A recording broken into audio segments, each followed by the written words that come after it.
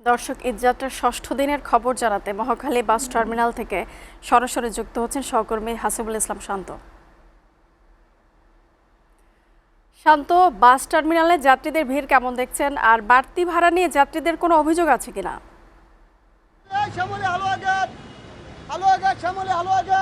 মুনিয়া, আমি আছি হচ্ছে মহাখালী বাস টার্মিনালে। এখানে আর মাত্র ঈদের হয়তো 2 বা 1 দিন বাকি আছে। তো আজকে মহাখালী বাস টার্মিনালে অনেক যাত্রীর ভিড় দেখতে পাচ্ছি। পাশাপাশি বাড়তি ভাড়া নেওয়ার কোনো অভিযোগ এখন পর্যন্ত পাচ্ছি না। কারণ হচ্ছে এখানে মালিক শ্রমিক যে সমিতিটা আছে, এনারা মাইকিং করে বলছেন যে আসলে যদি কেউ বাড়তি ভাড়া নেয় সেক্ষেত্রে তাদের কাছে জানাতে তারা সেটার ব্যবস্থা নেবে। তো বারবারই এই মাইকিংটা করছেন তারা। তো আমি জানতে চাই এখানে অপেক্ষারত একজন যাত্রীর সাথে আমি কথা বলতে চাই যে আসলে সে গ্রামের বাড়িতে যাচ্ছেন প্রিয়জনদের সাথে ঈদ করতে, তার অনুভূতিটা আমি একটু শুনতে চাই। একটু বলবেন যে অনুভূতি কি আসলে, ঈদে বাড়ি যাচ্ছেন প্রিয়জনদের সাথে ঈদ করতে? জি, বাবা মার সাথে ঈদ করতে যাচ্ছি, প্রতি বছরই যাই, বাট হ্যাঁ অনেক ভালো লাগে, অনেক আনন্দ করি, এর জন্য প্রতি বছরই ঈদে বাড়িতে যাই। উনি আর শুনছিলেন যে আসলে প্রিয়জনদের সাথে ঈদ করতে তারা গ্রামের বাড়িতে যাচ্ছেন। অনেক মানুষের চাপ এখানে দেখা যাচ্ছে। আমি আরেকজনের সঙ্গেও কথা বলতে চাই যে আসলে তার অনুভূতিটা কি, সে গ্রামে যাচ্ছেন প্রিয়জনের সঙ্গে ঈদ করতে, একটু জানাবেন। জি, ধন্যবাদ।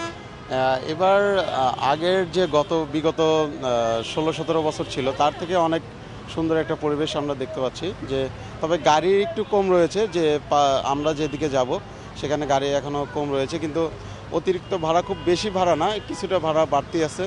এবং যেহেতু প্রিয়জনদের কাছে যাব সেক্ষেত্রে আনন্দের কারণে হয়তো এই বিষয়গুলো আমাদের তেমন একটা প্রভাব পড়ছে না।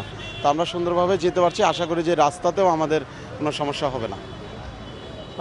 মুনিয়া, শুনছিলেন যে আমি যদি আরও একটু আপনাকে দেখাতে চাই যে আসলে লাইন ধরে যাত্রীরা টিকিট কাটছেন। অনেকেই কিছুটা সময় লাগলেও তারা কিন্তু আনন্দের সাথেই দাঁড়িয়ে আছেন যে শেষ মুহূর্তে পর্যন্ত আসলে প্রিয়জনের সঙ্গে ঈদ করাটাই তাদের পরম পাওয়া, এরকম তারা মনে করছেন। যে আমি যদি দেখানোর চেষ্টা করি যে আসলে অনেকেই অপেক্ষারত অবস্থায় থেকে বাসে উঠছেন, বাস কিছু কিছু ছেড়ে যাচ্ছেন, প্রায় 15 মিনিট পরপরই একটা করে বাস ছেড়ে যাচ্ছেন বিভিন্ন শহরের উদ্দেশ্যে। তো আমি যদি একটু দেখাতে চাই যে বাস কাউন্টারগুলোতেও দেখছেন যে আসলে ভিড় দেখা যাচ্ছে, যাত্রীদের অনেক ভিড় লক্ষ্য করছি আমরা।